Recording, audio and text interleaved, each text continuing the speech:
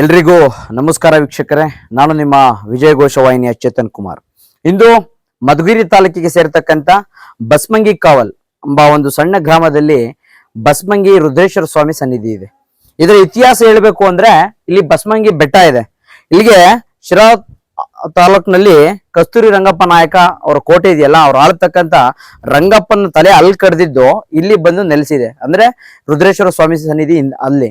ಅಂದ್ರೆ ಇದ್ರ ಮೂಲ ಬಂದ್ಬಿಟ್ಟು ಇದನ್ನ ಬಸ್ಮಂಗಿ ರುದ್ರೇಶ್ವರ ಸ್ವಾಮಿ ಕಟ್ಟಿಸ್ತಕ್ಕಂತ ಮೂಲ ರಾಜ ಯಾರು ಅಂದ್ರೆ ಅದು ಕಸ್ತೂರಿ ರಂಗಪ್ಪ ನಾಯಕ. ಹಾಗಾಗಿ ಇಲ್ಲಿಗೆ ಕಸ್ತೂರಿ ರಂಗಪ್ಪ ನಾಯಕರಿಗೂ ಶಿರಾ ಇಂದ ಹಿಡಿದು ಈ ಬಸ್ಮಂಗಿ ಕಾವಲ್ ಬೆಟ್ಟದಿಂದ ಹಿಡಿದು ರತ್ನಗಿರಿವರೆಗೂ ಕೂಡ ಒಂದು ಸಂಬಂಧವನ್ನು ಇಟ್ಕೊಂಡಿರ್ತಕ್ಕಂಥವ್ರು ರಾಜ ಕಸ್ತೂರಿ ರಂಗಪ್ಪ ನಾಯಕರು. ಹಾಗಾಗಿ ಇದು ಈ ಸ್ಥಳ ವಿಶೇಷತೆ ಅಂದ್ರೆ ಬಂದ್ಬಿಟ್ಟು ಮೇಲೆ ಉತ್ತ ಇದೆ ಅಂತೆ, ಅಲ್ಲಿ ಬಂದು ಪೂಜೆ ಮಾಡತಕ್ಕಂಥದ್ದು ವಿಶೇಷ ಬಹಳ ಇದೆ.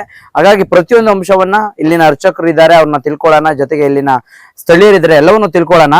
ಹಾಗಾಗಿ ರಾಜ ಕಸ್ತೂರಿ ರಂಗಪ್ಪ ನಾಯಕನ ತಲೆ ಶಿರಾ ಕಡ್ದಿದ್ದು ಇಲ್ಲಿ ಬಂದಿದೆ ಅಂತಕ್ಕಂಥದ್ದು ಆಶ್ಚರ್ಯಕರವಾದಂತಹ ಒಂದು ಪ್ರಸಂಗ ಅಂದ್ರೆ ತಪ್ಪಾಗಲ್ಲ. ಬನ್ನಿ ಒಳಗೆ ಹೋಗಿ ಅರ್ಚಕರನ್ನ ಮಾತಾಡಿಸ್ತಾ ಹೋಗೋಣ. ಮಧುಗಿರಿ ತಾಲೂಕಿನ ಬಸ್ವಂಗಿ ಕಾವಲ್ ಅಲ್ಲಿರ್ತಕ್ಕಂಥ ಬಸ್ವಂಗಿ ರುದ್ರೇಶ್ವರ ಸ್ವಾಮಿ ಸನ್ನಿಧಿಯಲ್ಲಿ ನಾವಿದ್ದೇವೆ. ಇಲ್ಲಿನ ಅರ್ಚಕರು ನಮ್ಮ ಜೊತೆ ಇದ್ದಾರೆ, ಅವ್ರು ಮಾತಾಡಿಸ್ತಾ ಹೋಗೋಣ. ಇದರ ವಿಶೇಷ ವಾರ ಯಾವುದು, ಇದರ ವಿಶೇಷತೆ ಏನು, ಪ್ರತಿಯೊಂದು ಅಂಶವನ್ನ ತಿಳ್ಕೊಳ್ಳೋಣ. ಸರ್ ನಮಸ್ತೆ. ನಮಸ್ತೆ. ಇದು ವಿಶೇಷತೆ ಏನು ರುದ್ರೇಶ್ವರ ಸ್ವಾಮಿ ವಿಶೇಷತೆ ಏನಂದ್ರೆ ಮೊದಲು ಪಾಳೆ ಕಾಲದಿಂದ ಆಳಿದಂತ ಇದು ಕೋಟೆ. ಇದು ರಂಗಪ್ಪ ನಾಯಕರು ಆಳಿದಂತ ಕೋಟೆ. ಇಲ್ಲಿ ಮಹಾತ್ಮವಾದ ಈ ಅಪ್ಪಂದು ಸತ್ಯಾಂಶ ಏನಂದ್ರೆ ಎಲ್ಲಾ ಭಕ್ತರುಗಳು ಅನುಕೂಲವಾದ ಒಂದು ಕಷ್ಟ ಕಾರಣಗಳಿಗೆಲ್ಲ ಸುಖ ಹೊಡೆದು ಸ್ವಾಮಿ ಚೆನ್ನಾಗಿ ಕರ್ಕೊಂತಾರೆ. ಬಸವಂಗಿ ಬೆಟ್ಟದ ಮೇಲಿಂದ ಬಿದ್ದಿರಂತ ಅವರಂತ ಕೆಲವರು ಮಹನೀಯರನ್ನ ಸ್ವಾಮಿ ಉಳಿಸ್ಕೊಟ್ಟು ಚೆನ್ನಾಗಿ ಕಾಪಾಡ್ಕೊಂಡು ಹೋಗ್ತಾ ಬರ್ತಾ ಇರೋಂಥ ಇದು ಪುಣ್ಯ ಕ್ಷೇತ್ರ ಧರ್ಮ ಇದು ಇದ್ದಂಗೆ. ಇದು ಯಾವುದೇ ಕಷ್ಟ ಅಂತ ಬಂದರೆ ಸ್ವಾಮಿ ಏನೇ ಸಾಕಾಗಿದ್ರು ಸ್ವಾಮಿಗೆ ಒಂದು ಕೆಲಸ ಪೂರೈಸ್ಕೋಬೇಕಂದ್ರು ಅಯ್ಯಪ್ಪನ ನಂಬಿ ಒಂದು ಊದ್ಗಡ್ಡಿ ಸ್ವಾಮಿ ಕೆಲಸ ನಡೆಸ್ತಾ ಇರ್ತಾನೆ. ಯಾವುದು ಕಾರಣಕ್ಕೂ ತೊಂದರೆ ಇಲ್ದಂಗೆ ನಡೆಸ್ತಾನೆ. ವಿಶೇಷ ವಾರ ಯಾವುದು? ವಿಶೇಷ ಭಾನುವಾರ ಸೋಮವಾರ ಅಯ್ಯಪ್ಪಗೆ ವಿಶೇಷವಾಗಿ ಸೋಮವಾರ ಭಾನುವಾರ ಮಿಕ್ಕಿ ಟೈಮ್ನಾಗೆ ನಿತ್ಯ ಪೂಜೆ ನಡೀತಾ ಇರ್ತದೆ ಸ್ವಾಮಿ ಸನ್ನಿಧಿಯಲ್ಲಿ. ಇದು ಕಸ್ತೂರಿ ರಂಗಪ್ಪ ನಾಯಕರು ಕೋಟೆ ಇಲ್ಲಿ ಆಳದ್ರಲ್ಲ, ಅವಾಗಲೂ ಕೂಡ ಇದು ರುದ್ರೇಶ್ವರ ಸ್ವಾಮಿ ಇದೆ ಅನ್ಸಿತ್ತು. ಅವ್ರ ತಲೆ ಇಲ್ಲಿ ಹಿಂದ್ಗಡೆ ಕಡ್ದಿರೋದೈತೆ. ತಲೆ ಯಾರ್ದು ತಲೆ? ರಂಗಪ್ಪ ನಾಯಕನ ತಲೆ ಹಿಂದ್ಗಡೆ ಬಿದ್ದಿದೆ. ಒಟ್ಟೆ ಕಸ್ತೂರಿ ರಂಗಪ್ಪ ನಾಯಕ ಅವ್ರನ್ನ ಕಡ್ದಿರಕ್ಕ ತಲೆ ಹಿಂದಿದೆ, ಇಲ್ಲಿ ಹಿಂದ್ಗಡೆ ಇದೆ ಸ್ವಾಮಿ.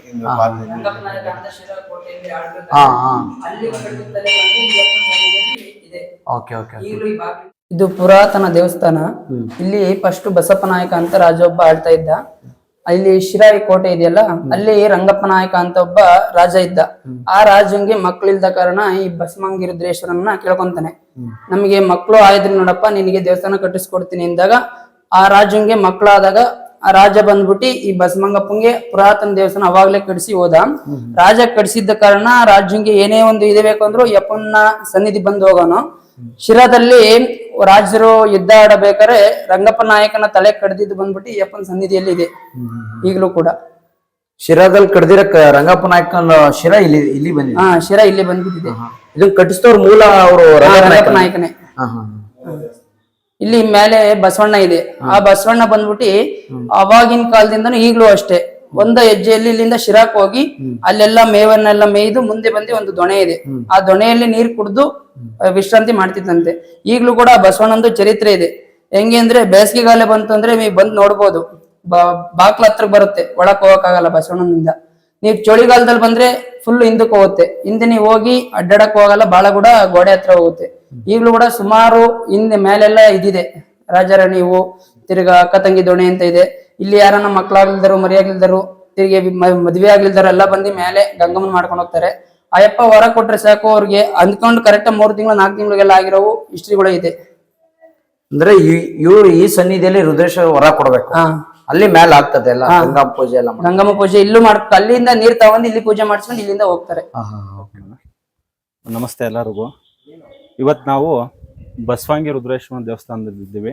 ಬಸವಂಗಿ ಕಾವಲ್ ಸಮೀಪದಲ್ಲಿರ್ತಕ್ಕಂಥ ಬಸವಂಗಿ ರುದ್ರೇಶ್ವರ ಸ್ವಾಮಿ ಸನ್ನಿಧಿಯಲ್ಲಿ ಇದ್ದೀವಿ.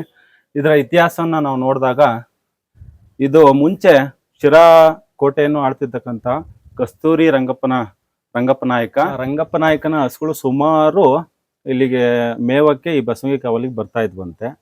ಅದರಲ್ಲಿ ಇಲ್ಲೇ ಪಾಳೆಗಾರರು ಇಲ್ಲಿ ಇರ್ತಾರಲ್ಲ, ಅವರೇನೆ ಹಸುಗಳನ್ನೆಲ್ಲನ ಮೇಯಿಸೋದು, ಮತ್ತೆ ಹೊಡ್ಕೊಂಡು ಹೋಗೋದು, ಆ ಕೋಟೆಗೆ ಹತ್ರ ಹೊಡ್ಕೊಂಡು ಹೋಗಿ ಅಲ್ಲಿ ಬಿಡೋದು ಎಲ್ಲ ನೋಡ್ಕೊಳ್ತಾ ಇದ್ರು. ಈ ಬಸವನ ಕಾವಲು ಪಾಳೆಗಾರೆ ನೋಡ್ಕೊಳ್ತಾ ಇದ್ರಂತೆ. ಅದ್ರಲ್ಲಿ ಒಂದ್ ಹಸು ಮಾತ್ರ ಈಗ ಹೊಡ್ಕೊಂಡು ಅಲ್ಲಿ ಶಿರಾದಲ್ಲಿ ಹೊಡ್ಕೊಂಡು ಹೋಗ್ಬೇಕಾದ್ರೆ ಒಂದ್ ಹಸು ಮಾತ್ರ ಹಾಲು ಕರಿತಾ ಇರ್ಲಿಲ್ವಂತೆ. ಇನ್ ಎಲ್ಲಾ ಹಸುಗಳು ಕರೆಯೋರಂತೆ, ಒಂದ್ ಹಸುಗಳು ಮಾತ್ರ ಹಾಲು ಕರಿತಾ ಇರ್ಲಿಲ್ವಂತೆ. ಅದಕ್ಕೆ ಅವರು ಕಸ್ತೂರಿ ರಂಗಪ್ಪ ನಾಯಕರು ಅವ್ರು ಯಾಕೆ ಹಸು ಹಾಲು ಕರಿತಾ ಇಲ್ಲ, ಯಾರಾದ್ರೂ ಇಲ್ಲೇ ಪಾಳೆಗಾರ ಇವರು ಕೂಲಿ ಇಟ್ಟಿರೋ ಆಳುಗಳು ಏನಾದ್ರು ಕರ್ಕೊಂತಾ ಇದಾರ ಅಂತ ನೋಡ್ತಾ ಇದ್ರಂತೆ. ಅವ್ರ ಹತ್ರ ಹೋಗಿ ಯಾಕೆ ಅಂತ ಹೇಳಿ ಕೇಳಿದಾಗ ಗಲಾಟೆ ಮಾಡ್ತಿದ್ರಂತೆ, ಅವ್ರ ಮೇಲೆ ಜಗಳ ಮಾಡ್ತಿದ್ರಂತೆ. ಆದ್ರೆ ಅವ್ರು ನಾವಲ್ಲ ಸ್ವಾಮಿ, ಇದು ನಾವು ಮಾಡಿರೋದಲ್ಲ, ಅದೇನೋ ಆ ಹಸು ಹೊರಗಡೆ ಬಂದು ನಮ್ಗೆ ಗೊತ್ತಿಲ್ದಂಗೆ ಎಲ್ಲ ತಪ್ಪಿಸ್ಕೊಂಡು ಹೋಗಿ ಮತ್ ಬರೋದು, ಅದೇನಾಯ್ತೋ ಗೊತ್ತಿಲ್ಲ ಅಂತ ಅವ್ರು ಹೇಳಾರಂತೆ. ಒಂದ್ಸರಿ ಅದೇನಾಯ್ತು ಅಂತೇಳಿ ಕಸ್ತೂರಿ ರಂಗಪ್ಪ ಒಂದ್ಸರಿ ಇಲ್ಲಿ ಬಂದು ಅಬ್ಸರ್ವ್ ಮಾಡ್ಕೊಂಡು ಹಸುಗಳನ್ನ ಅದ್ ಯಾಕೆ ಹಿಂಗಾಗ್ತೈತೆ ಅಂತ ಇಲ್ಲಿ ಬೆಟ್ಟಕ್ಕೆ ಬಂದು ಒಂದ್ಸರಿ ಅಬ್ಸರ್ವ್ ಮಾಡಿ ನೋಡಿದಾಗ ಈ ಬಸವಂಗಿ ಇಲ್ಲಿ ಉತ್ತ ಇರುತ್ತೆ ದೇವಸ್ಥಾನದ್ದು, ಆ ಉತ್ತದಕ್ಕೆ ಹಾಲು ಬಿಡ್ತಾ ಇರೋದಂತೆ. ಹಾಲು ಬಿಡ್ತಾ ಅವಾಗ ನೋಡಿದ್ರಂತೆ, ಓ ಯಾಕೆ ಇದು ಅಂತ ಹೇಳಿ ಹಸಿಗೆ ಒಂದೇಟು ಹೊಡೆದ್ರಂತೆ. ಅವಾಗ ದೇವರು ಉದ್ಭವ ಮೂರ್ತಿ ಅವ್ರಿಗೆ ಕಾಣಿಸ್ತಂತೆ. ಅವಾಗ ತಪ್ಪಾಯ್ತು ಸ್ವಾಮಿ, ನಾವು ಈ ತರ ಮಾಡಿದ ತಪ್ಪಾಯ್ತು ಅಂತ ಹೇಳಿ ಕೇಳ್ಕೊಂಡು ಅವಾಗ ಈ ದೇವಸ್ಥಾನ ಎಲ್ಲ ಮೂಲ ದೇವಸ್ಥಾನ ನಾನೇ ಕಟ್ಟಿಸ್ಕೊಡ್ತೀನಿ ಅಂತ ಹೇಳಿ ಈ ದೇವಸ್ಥಾನನ ಕಟ್ಟಿಸ್ಕೊಟ್ಟಿದ್ದು.